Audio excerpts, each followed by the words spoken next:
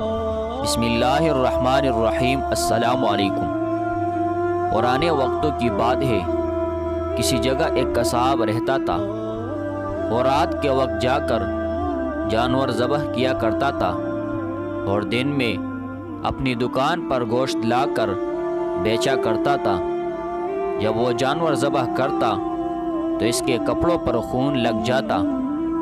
کام سے فارغ ہو کر وہ گھر آ کر خون آلودہ کپڑے بدل دیا کرتا تھا۔ ایک رات حسب معمول جب وہ واپس آ رہا تھا تو راستے میں ایک جگہ پہ ایک آدمی شور مچاتا ہوا آیا اور اس نے قصاب کو پکڑ لیا۔ جب پکڑ لیا تو قصاب نے دیکھا کہ اس آدمی کے جسم سے خون بہہ رہا ہے۔ یہ منظر دیکھ کر قصاب حیران ہوا۔ اتنے میں اس آدمی کی جان نکل گئی۔ قصاب نے دیکھا کہ اس آدمی کے جسم میں ایک خنجر تھا جو کسی نے اس کو گھونپ دیا تھا۔ اب جو قتل کرنے والا تھا وہ بھاگ گیا اور مقتول نے اندھیرے میں یہ سمجھا کہ اس قصاب نے مجھ کو قتل کیا ہے۔ اتنے میں وہ آدمی مر گیا اور لوگ ادھر ادھر سے اکٹھے ہو گئے۔ جب لوگوں نے اس قصاب کو اور مقتول کو دیکھا اور قصاب کے کپڑوں پر خون لگا تھا وہ بھی دیکھا، لوگوں نے قصاب کو قاتل سمجھ کر پکڑ لیا۔ تم نے اس شخص کو قتل کیا ہے، اور لوگ قصاب کو قاضی کے پاس لے گئے۔ قصاب پر مقدمہ چلا۔ قاضی نے مقتول کو دیکھا اور لوگوں کی گواہی سنی اور قصاب پر قصاص کا حکم سنا دیا کہ جان کے بدلے جان، لہٰذا اس آدمی کو پھانسی دی جائے گی۔ پھانسی دینے کے لیے جب قصاب کو مجمع کے سامنے لایا گیا تو اس کی آنکھوں سے آنسو نکل رہے تھے۔ قصاب کو لانے والے سپاہی نے کہا، تم کیوں رو رہے ہو؟ کیا تمہیں اپنے جرم پر ندامت ہو رہی ہے؟ یہ سن کر قصاب نے کہا، ہاں ندامت تو ہو رہی ہے، لیکن میں اس بندے کا قاتل نہیں ہوں جس کے قتل کی مجھے سزا دی جا رہی ہے، میں کسی اور کا قاتل ہوں۔ سپاہی نے کہا، تمہاری کہانی کیا ہے؟ مجھے اپنے بارے میں کچھ بتاؤ۔ قصاب نے کہا، میں بہت عرصہ پہلے کشتی چلاتا تھا۔ ایک بہت بڑا دریا تھا۔ دریا کے ایک کنارے سے دوسرے کنارے تک لوگوں کو پہنچانے کا کام کرتا تھا۔ ایک دن ایک عورت اور اس کی بیٹی میری کشتی میں سوار ہوئی۔ میں نے لڑکی کو دیکھا، وہ بہت خوبصورت تھی، چاند کا ٹکڑا تھی۔ میرا دل لڑکی پر فریفتہ ہو گیا۔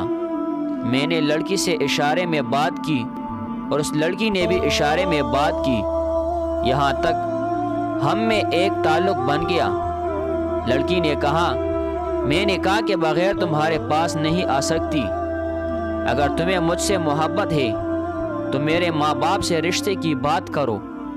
میں نے اس کے ماں باپ سے رشتے کی بات کی تو انہوں نے کہا، ہماری بیٹی خوبصورت ہے، نیک ہے، تمہارے پاس نہ علم ہے نہ ہی تم نیک ہو، تم میں بہت خامیاں ہے، لہٰذا ہم اپنی بچی کا رشتہ تم سے نہیں کر سکتے۔ میں بہت مایوس ہوا۔ اسی مایوسی میں 2 سال گزر گئے۔ ایک دن میں کشتی چلا رہا تھا کہ ایک عورت کشتی میں سوار ہوئی، اس کے ساتھ اس کا ایک بچہ بھی تھا۔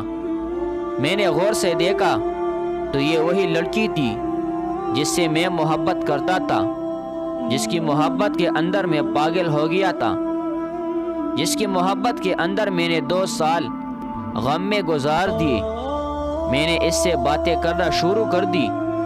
اس نے کہا، دیکھو میں تم سے بات نہیں کر سکتی، میری شادی ہو چکی ہے اور اب میرا خاوند بھی ہے اور یہ میرا بیٹا ہے، میں کسی کی امانت ہوں، خیانت نہیں کر سکتی، تم مجھ سے بات نہ کرو۔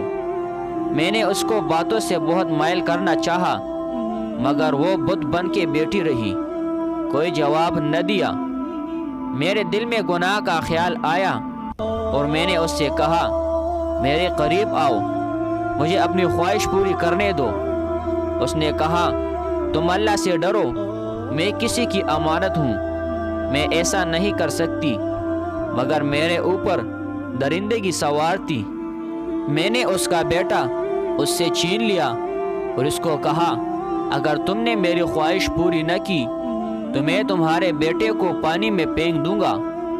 اس نے میری بہت منتیں کی ایسا نہ کرو، میں نے اس کے بچے کو پانی میں سر کی طرف سے ڈبویا، وہ پھر بھی نہ مانی، مجھے اللہ اور اس کے رسول کا واسطہ دیا پر میں نہ روکا، اسی اثنا میں اس کا بیٹا میرے ہاتھ سے مر گیا۔ اب وہ عورت اکیلی ہو گئی، میں نے اس کو کہا اب بھی وقت ہے، میری بات مان جاؤ۔ اس نے کہا تم جو مرضی کر لو، میں اللہ کا حکم نہیں توڑ سکتی، لیکن میرے اوپر درندگی کا بھوت سوار تھا، میں اپنے گناہ میں کامیاب ہو گیا۔ پر وہ عورت بہت روتی رہی اپنے بچے کے لیے، میں نے سوچا باہر جا کر یہ مجھ پر بچے کے قتل کا مقدمہ کرے گی، میں پھانسی لگ جاؤں گا، لہٰذا اس لڑکی کو بھی مار دوں۔ میں نے اپنا گناہ چھپانے کے لیے اس عورت کو بھی مار کر پانی میں پھینک دیا۔ میں نے 20 سال پہلے اس ماں بیٹے کو قتل کیا تھا، ڈر کے مارے میں نے کشتی کا کام چھوڑ دیا اور قصاب کا پیشہ اختیار کر لیا، مگر اللہ تعالیٰ کی لاٹھی بے آواز ہے۔ آج 20 سال گزر جانے کے بعد بظاہر میں بے قصور ہوں، اس آدمی کو قتل میں نے نہیں کیا، مگر اس قتل کے بدلے میں اللہ تعالیٰ نے مجھے آج پھانسی کے تختے پر لا کھڑا کیا۔ سچ ہے کہ اللہ کی لاٹھی بے آواز ہوتی ہے۔